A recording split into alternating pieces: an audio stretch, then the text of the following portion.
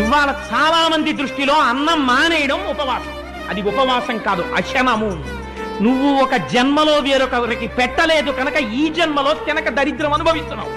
కడుపు నిండా తినేస్తే కన్ను పడిపోతుంది కాబట్టి కన్ను పడిపోనంత సాత్వికమైన పదార్థం శరీరం నిలబడడానికి కావలసినంత ఈశ్వరానుగ్రహంగా తిని ఆ ఓపికతో శరీరం అద్యంకులకి ఇది ధర్మ సాధనం కాబట్టి భగవదారాధనం చెయ్యడం ఉపవాసము.